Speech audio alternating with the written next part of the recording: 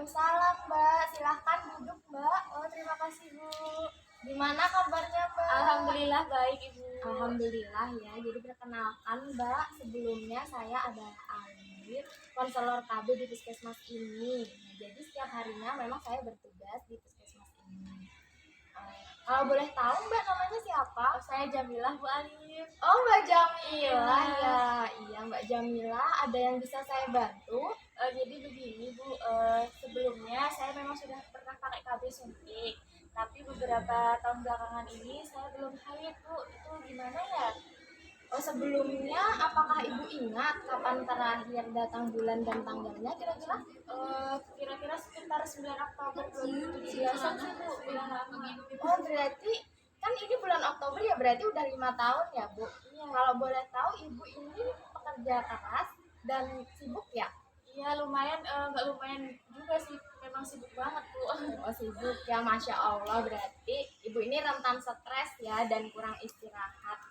Nah, kalau boleh tahu, apakah Ibu kesini bersama suami? Saya sendiri sih, Bu, kebetulan suami ada kerja. Suami juga sibuk kerja ya, Bu? Iya, sibuk banget, kita sama-sama sibuk sebenarnya, Bu. Terus melihat kondisi Ibu yang udah nggak menstruasi 5 tahun ya ini, itu gimana tanggapan suami Ibu? Sebenarnya khawatir juga, sempat menyuruh ke konsultasi ke bidan, ke ibu tenaga khusus KB gitu ya, Bu ya. Iya, Itu. Nah, itu cuman emang sayanya aja kadang nanti aja, saya masih sibuk gitu. Jadi baru sekarang. Ya, syukurlah ya Ibu udah menanyakan hal ini. Padahal sebenarnya Ibu harus lebih awal ya datang ke tenaga kesehatan. Nah, kalau boleh tahu Ibu usianya berapa? Saya 30 tahun, Bu, dan kebetulan udah punya anak satu, umurnya 4,5 tahun. Sebelumnya Ibu menggunakan apa ya? KB apa ya? Suntik, Bu. Oh, KB suntik. Baik, memang kalau KB suntik itu kelemahannya ya Bu, itu memang tidak bisa menstruasi. Karena memang cara kerjanya dari KB suntik ini adalah dia meniadakan keluarnya sel telur dari indung telur. Jadi memang nggak bisa menstruasi.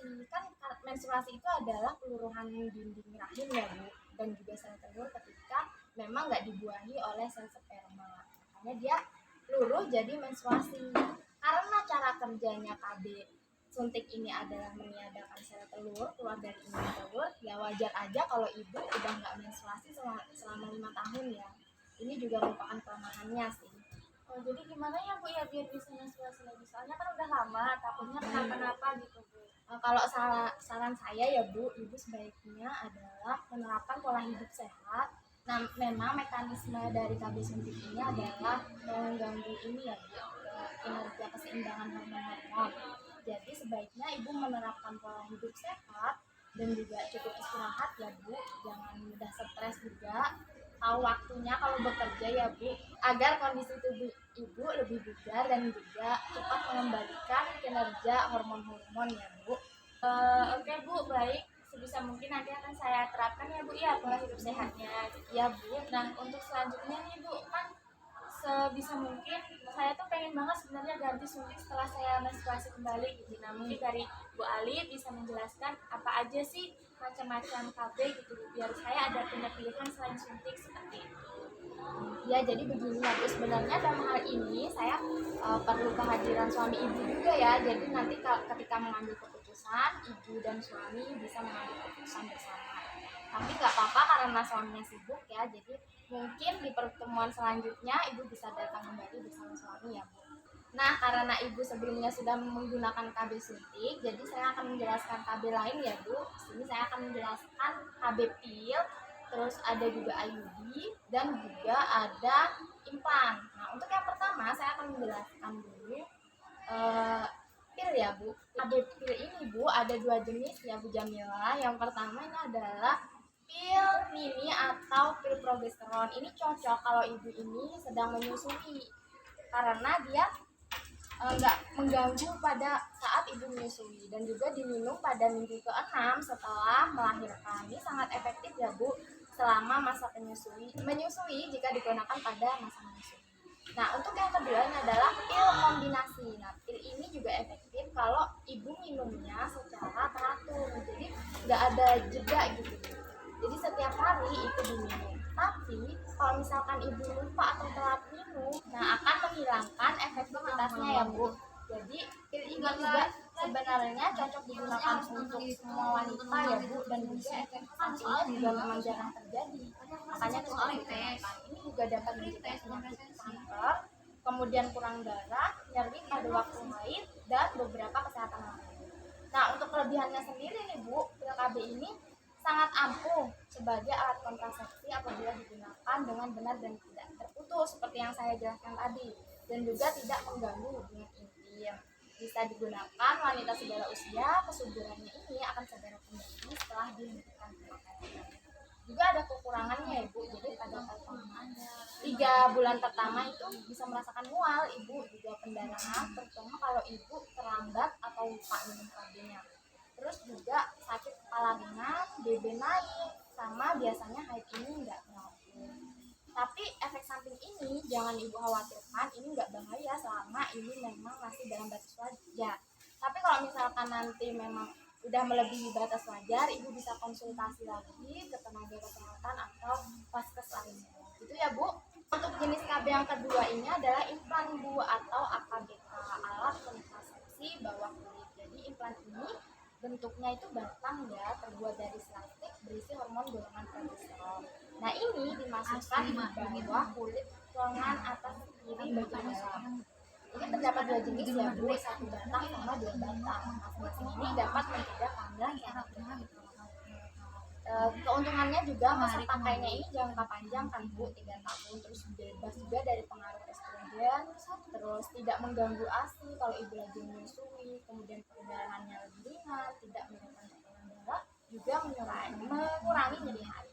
Untuk kekurangannya sendiri, ini harus dipasang dan dicabut oleh petugas kesehatan yang terlatih, terus dapat mengubah pola haid, tidak memberikan efek protektif terhadap infeksi menular seksual termasuk AIDS, terus peningkatan atau penurunan berat badan juga, nyeri kepala, nyeri payudara, mual, pening, dan sebagainya. Tapi jangan menggunakan implan ya jika ibu ini hamil atau diduga hamil, stroke, diabetes, kemudian penyakit jantung, kemudian terjadi perdarahan vaginal tanpa sebab. Nah, untuk jenis KB yang terakhir itu ada IUD ya Bu. IUD-nya atau biasa disebut juga AKBR, alat kontrasepsi dalam rahim. Jadi dia dimasukkan ke dalam rongga rahim, terbuat dari plastik yang elastitis ya Bu, fleksibel. Kemudian beberapa jenis IUD ini ada yang dilulit dengan tembaga bercampur perak. Jadi kalau misal IUD yang dililit tembaga ini jangka panjangnya bisa dipakai selama 10 tahun ya Bu. Nah ini menghambat kemampuan sperma untuk masuk ke bakteri. Keuntungannya cocok untuk mencegah kehamilan dan menjalankan kehamilan dalam jangka panjang. Terus tidak mengganggu laktasi atau menyusui, tidak berinteraksi juga dengan obat-obatan, dapat dipasang segera setelah ibu ini melahirkan atau dihamilkan. Jadi kesuburan cepat kembali juga setelah IUD ini dicabut atau dibuka. Untuk kekurangannya, efek sampingnya ini sering mengejutkan ya dalam siklus haid Bu. Namun nggak berbahaya. Perubahan pola haid biasanya pada 3 bulan pemakaian ini haid menjadi lebih lama, perdarahan bercak, siklus menjadi lebih pendek, kadang nyeri haid, dan lebih dari biasa. Jadi sampai sini apakah ibu sudah paham dengan apa yang saya jelaskan? Sudah Bu, berarti macam-macam KB itu banyak banget ya Bu ya? Ya memang banyak Bu, ini masih sebagian aja yang saya jelaskan. Dan itu juga punya masing-masing kekurangan dan kelebihan juga, efektivitasnya juga masing-masing ya Bu ya? Benar Bu. Nah, dari penjelasan tadi apakah ibu sudah punya planning nih nantinya untuk pemilihan tentang KB mana yang cocok sama Mbak Jamilah nih? Kalau dari saya sendiri ya Bu ya, saya sih pengennya ke IUD aja, soalnya kalau pil saya sih Bu juga takutnya lupa nanti malah teratur gitu. Kalau suntik juga harus 1 bulan sekali, 3 bulan sekali gitu kan ya Bu ya. Terus saya dari pengalaman saya yang suntik, saya udah gak mau suntik lagi gitu Bu. Nah mungkin nanti saya bisa ngobrol sama suami buat ambil di IUD seperti itu. Ya baik, karena ibu nanti pengen IUD aja ya Bu, tapi mohon maaf ibu nanti fokus aja ke pemulihan pola hidup sehatnya ya Bu, agar segera dapat menstruasi. Nanti kalau ibu udah menstruasi, jadi ibu dan suami bisa kembali lagi konseling lagi bersama saya, dan juga prosedur pemasangannya ya Bu. Ingat ya Bu, hindari stres, jangan banyak pikiran. Oh ya, saran saya, ibu bisa nih rekreasi sama keluarga untuk mengurangi stres ya. Mungkin itu saja yang dapat saya jelaskan ya Bu. Oh ya, terima kasih banyak Bu Alif. Semoga bisa Ya membantu ya Mbak ya. Jamila, sama-sama.